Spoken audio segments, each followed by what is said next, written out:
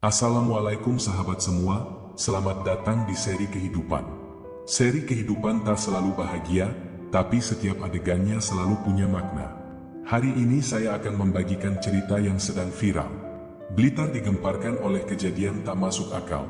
Seorang nenek yang telah dikubur selama 10 tahun tiba-tiba hidup kembali.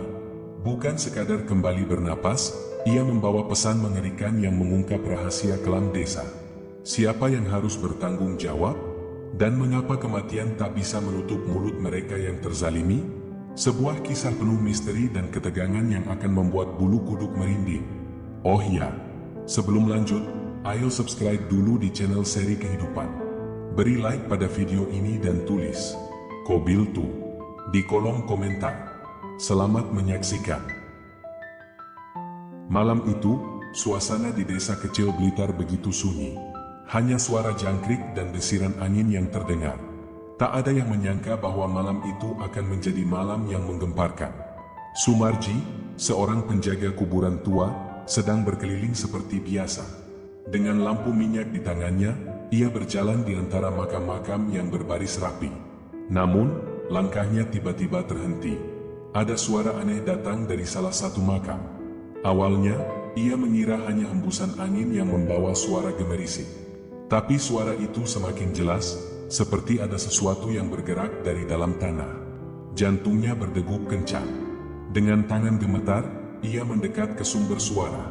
Makam itu adalah milik Nenek Sarmi, seorang wanita tua yang telah meninggal 10 tahun lalu. Nama dan tanggal wafatnya masih terpahat jelas di nisan batu. Namun, yang membuat bulu kuduknya merinding adalah tanah di atas makam itu.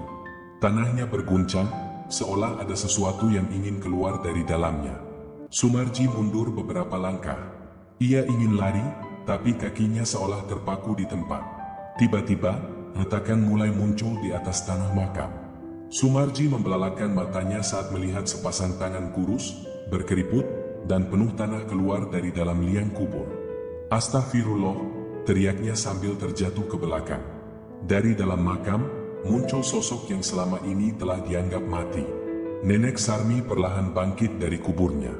Tubuhnya lemah, wajahnya pucat, tapi matanya penuh ketakutan. Warga yang mendengar teriakan Sumarji mulai berdatangan dengan obor di tangan. Saat mereka melihat apa yang terjadi, jeritan histeris terdengar di seluruh penjuru desa. Mereka menyaksikan dengan mata kepala sendiri, seorang wanita yang telah dikubur selama 10 tahun kini berdiri kembali. Nenek Sarmi mengangkat wajahnya yang penuh debu. Suaranya lemah, bergetar, namun jelas terdengar. Aku harus menyampaikan sesuatu sebelum terlambat. Suasana mencekam. Tak ada yang berani bergerak, tak ada yang berani berbicara. Apa yang sebenarnya terjadi? Kegemparan menyebar cepat di desa itu. Warga yang menyaksikan kejadian di kuburan langsung berlari ke rumah masing-masing. Ada yang menangis ketakutan, ada yang berteriak histeris. Beberapa orang langsung menuju rumah kepala desa untuk melaporkan kejadian mengerikan ini. Sementara itu, Sumarji masih terduduk di tanah, wajahnya pucat pasi. Nenek Sarmi benar-benar berdiri di hadapannya. Pakaiannya masih sama seperti saat ia terakhir kali dikafani, hanya saja kini penuh tanah dan sobek di beberapa bagian. Tubuhnya yang kurus bergetar, seolah menahan sesuatu yang ingin ia ungkapkan. Warga yang masih berkumpul di sekitar kuburan saling berbisik dengan wajah panik. Bagaimana mungkin ini terjadi? Bisik seorang ibu tua. Ini tidak masuk akal. Apakah dia hantu? Sahut seorang pemuda dengan suara bergetar. Kepala desa, Pak Ranto, datang dengan tergesa-gesa bersama beberapa perangkat desa lainnya. Dengan napas tersengal, ia mencoba menenangkan warga. Kita tidak boleh gegabah. Kita harus mencari tahu apa yang sebenarnya terjadi, serunya. Mata semua orang tertuju pada Nenek Sarmi yang kini terduduk lemas di samping kuburannya sendiri. Dengan suara serak, ia berkata pelan, "Aku tidak mati. Aku dikubur hidup-hidup." Seketika, suasana berubah hening. Kata-kata itu membuat semua orang merinding. Bagaimana mungkin seseorang bisa dikubur hidup-hidup dan bertahan selama 10 tahun? Pak Ranto menelan ludahnya, lalu dengan hati-hati bertanya, "Apa maksudmu, Nek? Apa yang sebenarnya terjadi?"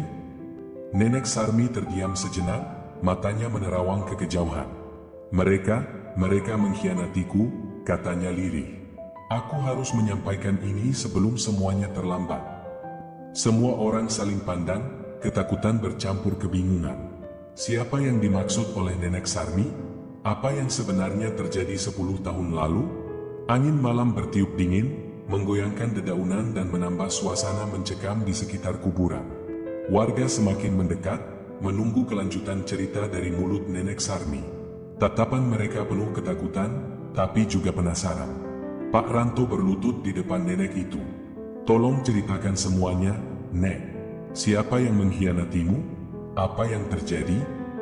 Nenek Sarmi menggigit bibirnya. Matanya yang sayu berkaca-kaca. Dengan suara lirih, ia mulai berbicara, suaranya terdengar seperti bisikan yang menusuk hingga ke tulang. Mereka, keluargaku sendiri. Beberapa warga menutup mulutnya, tak percaya dengan apa yang baru saja mereka dengar.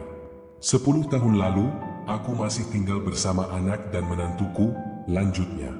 Aku sudah tua, tubuhku lemah, tapi mereka memperlakukanku seperti beban. Aku tidak diinginkan di rumah sendiri. Nenek Sarmi menarik napas berat, tangannya yang berkeriput mengepal. Suatu malam, aku mendengar mereka berbicara di dapur. Mereka bilang aku harus segera pergi. Aku pikir mereka hanya membicarakan rencana menyuruhku ke panti jompo, tapi aku salah.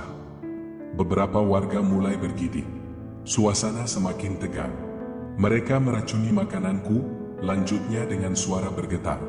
Aku merasa tubuhku melemah, mataku berat, napasku tersengal. Aku masih sadar, aku tahu apa yang terjadi, tapi aku tidak bisa bergerak, tidak bisa berbicara. Air mata mulai mengalir di pipi keriputnya. Aku masih hidup saat mereka menguburkanku. Aku mendengar suara tanah ditimbun, suara tawa lirih mereka di atas sana. Beberapa warga menjerit ketakutan. Astagfirullah, gumam seseorang. Pak Ranto pun tak mampu menyembunyikan keterkejutannya. Bagaimana mungkin seseorang bisa bertahan di dalam kubur selama 10 tahun? Nenek Sarmi menggelengkan kepala. Aku tidak tahu, aku hanya merasa gelap, dingin, dan waktu berjalan begitu lambat. Aku terus berdoa, terus berharap. Matanya berkilat penuh amarah. Dan sekarang, aku kembali. Aku harus menyampaikan pesan ini sebelum semuanya terlambat. Warga saling bertatapan, jantung mereka berdegup kencang. Apa yang akan diungkapkan Nenek Sarmi? Apakah ada sesuatu yang lebih mengerikan di balik semua ini? Malam semakin larut, tetapi tidak ada satupun warga yang beranjak dari tempat itu. Mata mereka terpaku pada Nenek Sarmi, yang baru saja mengungkap sesuatu yang mustahil namun nyata. Wajah-wajah ketakutan menunggu kelanjutan kisahnya. Pak Ranto mencoba tetap tenang, meskipun keringat dingin mengalir di pelipisnya. Apa maksudmu, Nek? Pesan apa yang ingin kau sampaikan? Nenek Sarmi mengangkat wajahnya, matanya menatap tajam ke arah kerumunan. Mereka mengira aku telah mati. Mereka pikir rahasia itu ikut terkubur bersamaku.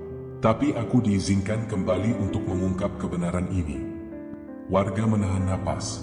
Beberapa mulai merapatkan diri, merasakan aura mencekam yang menyelimuti mereka. Aku tidak sendirian di dalam sana, suara Nenek Sarmi terdengar bergetar. Aku mendengar bisikan, tangisan, jeritan mereka yang senasib denganku. Seketika, suasana menjadi semakin mencekam.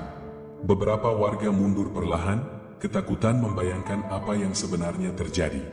Apa maksudmu, Nek? Tanya seorang pria tua dengan suara gemetar. Nenek Sarmi menoleh padanya, bibirnya bergetar sebelum akhirnya berucap, kuburan ini bukan hanya tempat bagi mereka yang telah pergi. Ada yang dikubur tanpa benar-benar mati, sama sepertiku. Seruan histeris langsung terdengar. Beberapa warga melangkah mundur, menatap sekeliling dengan waspada. Kuburan yang selama ini dianggap suci, kini terasa seperti tempat penuh rahasia kelam. Pak Ranto menelan ludah. Siapa yang melakukan ini, Nek? Tanyanya dengan suara hampir berbisik. Nenek Sarmi menatapnya tajam. Orang-orang terhormat di desa ini. Suasana kembali hening. Warga saling bertatapan, mencoba menebak siapa yang dimaksud oleh nenek itu. Apakah mungkin ada seseorang di antara mereka yang menyimpan kejahatan besar ini? Di kejauhan, angin bertiup lebih kencang. Suara gemerisik daun terdengar seperti bisikan-bisikan samar yang menambah ketegangan. Dan saat itulah, sesuatu yang lebih mengerikan terjadi. Dari dalam tanah yang masih gembur, terdengar suara lirih. Seperti ada yang bergerak di dalam sana. Warga menjerit. Apakah benar masih ada yang terkubur hidup-hidup? Tiba-tiba, suara lirih itu semakin jelas. Seperti seseorang yang berusaha berbicara, namun tertahan oleh tanah yang menimbun tubuhnya. Warga terdiam, saling berpandangan dengan wajah ketakutan. Beberapa orang langsung mundur, tubuh mereka gemetar tak percaya. Pak Ranto menajamkan pendengaran. Astagfirullah, apa itu? Bisiknya, nyaris tak terdengar. Nenek Sarmi mengangguk pelan, tatapannya kosong namun penuh arti. Aku sudah bilang, aku tidak sendirian di dalam sana. Tanah di salah satu makam tiba-tiba bergeser sedikit. Gerakan kecil, hampir tak terlihat, tapi cukup untuk membuat bulu kuduk siapapun meremang. Ada yang masih hidup di dalam sana, teriak seorang warga, suaranya penuh kepanikan. Beberapa pria desa segera melompat maju, mengambil cangkul dan mulai menggali dengan tergesa-gesa. Mereka tidak peduli lagi dengan kegelapan malam atau rasa takut yang mencekam. Jika ada seseorang yang masih bernyawa di dalam sana, mereka harus segera menyelamatkannya. Cangkul pertama menghantam tanah, lalu yang kedua. Beberapa pria bekerja dengan cepat, menggali lebih dalam, sementara yang lain hanya bisa menatap dengan napas tersengal. Tak lama kemudian, sesuatu yang mengerikan muncul dari balik gundukan tanah. Sebuah tangan kurus dengan kulit membiru menyembul keluar. Warga berteriak histeris. Beberapa wanita jatuh terduduk, sementara anak-anak menutup wajah mereka, menangis ketakutan. Pak Ranto terperanjat. Ya Allah, siapa ini? Salah satu penggali, Pak Darto, memberanikan diri menarik tangan itu. Tubuh seseorang yang masih mengenakan kain kafan kusam akhirnya berhasil diangkat. Wajahnya tertutup tanah, tetapi ketika mereka membersihkannya perlahan, warga kembali menjerit. Itu adalah seseorang yang mereka kenal. Seseorang yang seharusnya telah meninggal bertahun-tahun lalu. Dan tiba-tiba, matanya terbuka. Seketika seluruh desa diliputi ketakutan yang belum pernah mereka rasakan sebelumnya. Jeritan membahana di seluruh area kuburan. Warga berlarian menjauh, tak berani lagi mendekati jasad yang baru saja digali. Mata itu, mata yang seharusnya tak lagi terbuka, kini menatap kosong ke arah mereka. Pak Ranto terhuyung mundur, tubuhnya gemetar. Allahu Akbar, ini tidak mungkin.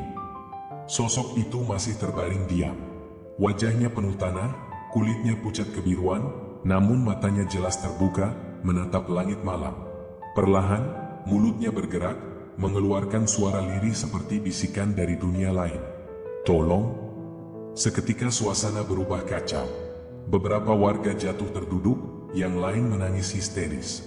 Pak Darto, yang tadi membantu menggali, langsung melepaskan genggamannya, tubuhnya gemetar hebat. Nenek Sarmi menatap sosok itu dengan mata berkaca-kaca. Ia mengenali wajah itu. Subhanallah, ini Kasmo, bisiknya. Warga semakin terkejut. Kasmo adalah lelaki tua yang meninggal 8 tahun lalu. Ia dianggap wafat karena sakit keras, namun kini jasadnya muncul dalam keadaan yang mustahil dijelaskan. Pak Ranto mencoba menguasai keadaan. Cepat, bawa dia ke rumah, serunya. Beberapa pemuda akhirnya memberanikan diri mengangkat tubuh Kasmo yang lemas. Meski terasa dingin, tubuh itu masih memiliki kehangatan, sebuah tanda bahwa ia belum sepenuhnya mati. Mereka membawa Kasmo ke rumah kepala desa. Warga berbondong-bondong mengikuti, wajah mereka penuh ketakutan bercampur rasa ingin tahu. Di dalam rumah, Kasmo diletakkan di atas tikar. Nenek Sarmi berlutut di sampingnya, menggenggam tangannya yang masih dingin. Air mata mengalir di pipinya.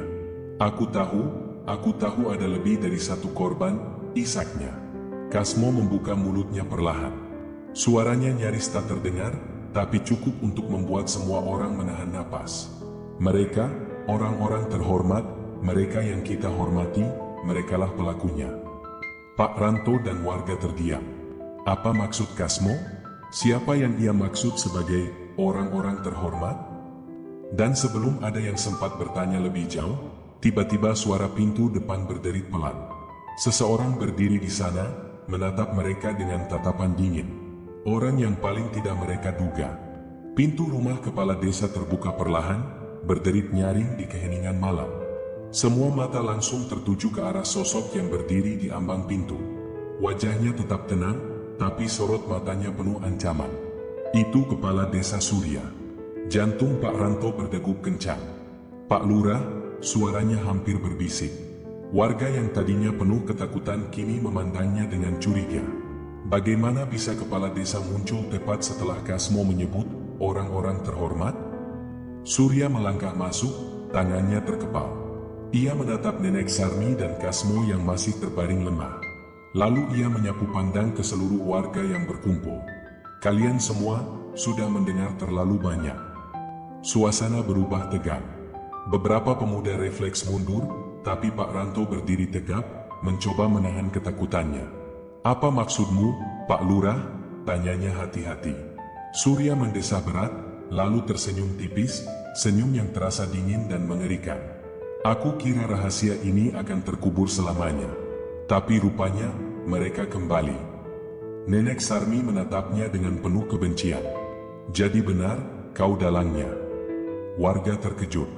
Beberapa mulai berbisik, mencoba memahami situasi yang semakin mencekam. Surya menghela napas panjang, lalu menggeleng. "Kalian semua bodoh," katanya dengan suara rendah. "Jika mereka tidak bangkit dari kubur, tidak akan ada yang tahu apa yang terjadi." Pak Ranto mengepalkan tangannya. "Apa yang sudah kau lakukan, Pak Lurah?" Surya melirik Kasmo, yang masih terbaring lemah. Mata Kasmo penuh ketakutan, seolah tahu apa yang akan terjadi. "Aku hanya membersihkan desa ini," jawab Surya datar. "Orang-orang tua yang tak berguna, yang menjadi beban, sudah seharusnya dipindahkan. Bukankah lebih baik mereka mati daripada menyusahkan anak-anak mereka?" Suasana berubah kacau. Warga mulai berteriak marah, tak percaya dengan apa yang baru saja mereka dengar. Seseorang yang selama ini mereka hormati ternyata adalah dalang dari semua kejadian mengerikan ini. "Tega sekali kau, Surya," bentak Nenek Sarmi, suaranya bergetar karena emosi. "Kami ini manusia, bukan sampah yang bisa kau buang sesukamu." Surya tertawa kecil, lalu melangkah mendekat. Tapi sebelum ia bisa berkata apa-apa, tiba-tiba angin dingin berhembus kencang. Sebuah suara aneh terdengar di ruangan itu. Lalu, sesuatu yang lebih mengerikan terjadi. Kasmo, yang tadinya lemah tak berdaya, tiba-tiba duduk tegak. Matanya menatap tajam ke arah Surya, penuh dengan kemarahan yang membara. Warga menjerit ketakutan. Dan dengan suara parau, Kasmo berbisik, kata-kata yang membuat semua orang merinding. "Kini giliranmu yang merasakan apa yang kami rasakan, Surya." Tiba-tiba, tubuh kepala desa Surya membeku.